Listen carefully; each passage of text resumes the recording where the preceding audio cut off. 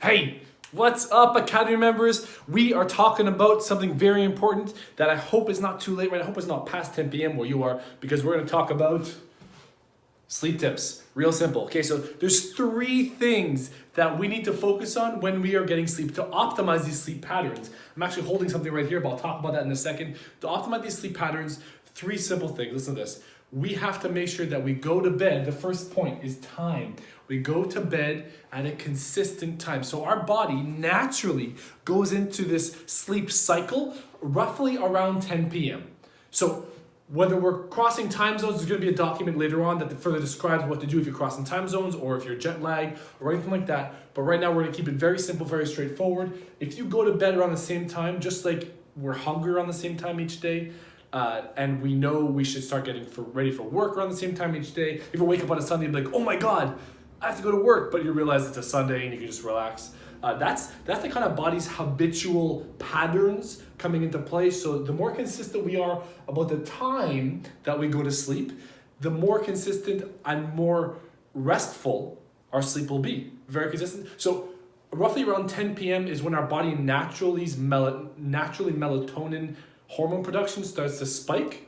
And that is when we should start dialing down the blue light from our screens, from our phones. If you don't already have FLUX, the app is called Flux on your computer, laptop, whatever, get that. If you don't already use nighttime mode or some sort of like blue light dimming application on your phone, immediately get that after this video. Immediately after this video, get that. So you are going to be consistent with your sleep time. One other thing, don't move. Roughly around 9:30 or 9:45, you can use one of these. So what these are blue light dimming glasses. I know I look amazing. It's not really a big deal. These are blue light dimming glasses. So what you're gonna do is you are going to, if you have to do late computer work, you are gonna put these on, purchase them from Amazon. They're about like $5, maybe $10 tops if you get the fancy ones. And then you are gonna help yourself be consistent with the melatonin production and be consistent with the time that you go to sleep. We talked last week about creating sleep rituals. So this is revolves around that sleep ritual, just like we're talking about.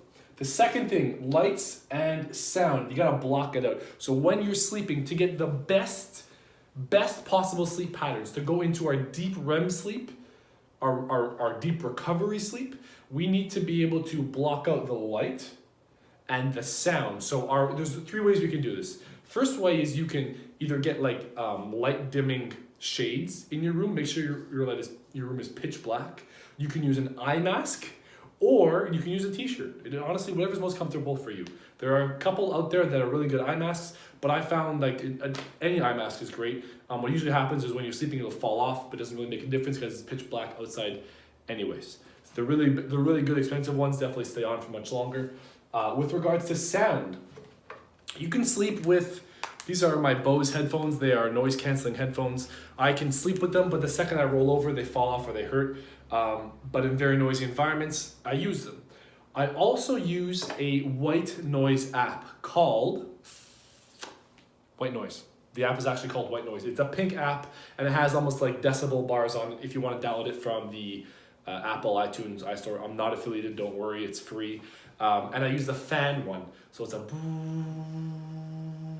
I always sleep with a fan because of the white noise effect. So it helps me drown out all the other noise. And when we go through our deep sleep cycle and our lighter sleep stage, that in the lighter sleep stage, if there was any noise or light, our body will naturally wake up, toss and turn, and then fall back asleep if you really try hard enough. If you try and fight it. So that's why it's very important to keep the blackout eye mask or the blacked out room, as well as eliminate the sounds that are around you so you can stay in that deep sleep pattern.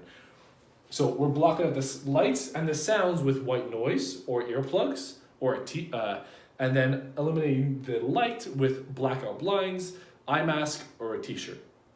Last thing is you want to be in a cool room. The cooler, the better. I'm not saying like minus 100 Fahrenheit, minus 250 Fahrenheit, but something below 71 degrees Fahrenheit or 21 degrees Celsius, that does fine. I usually like keep my room at about 20 or 69, 68 degrees Fahrenheit.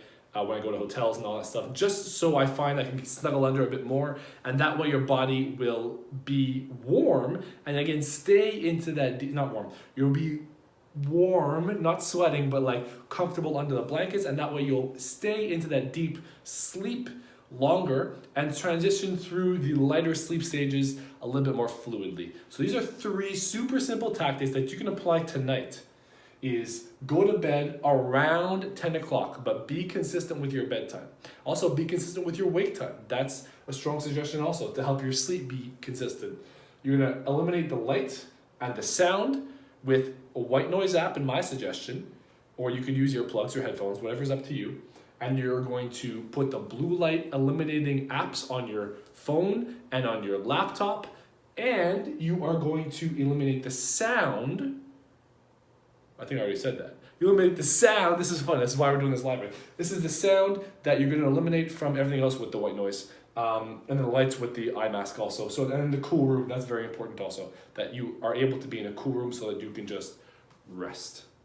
And not be woken up by you being sweaty like crazy. How often has that happened? Very often. Okay, so use those 3 tips tonight. If you have any questions, you know how to reach me. I really hope this was helpful. Do me a favor, can you go ahead and into the group, into the Facebook group, one thing that you weren't doing before, can you post that into the Joe 2 Pro Academy group, and then let me know what has been working, what's not, what you're changing. Thanks for listening. Hope that helped.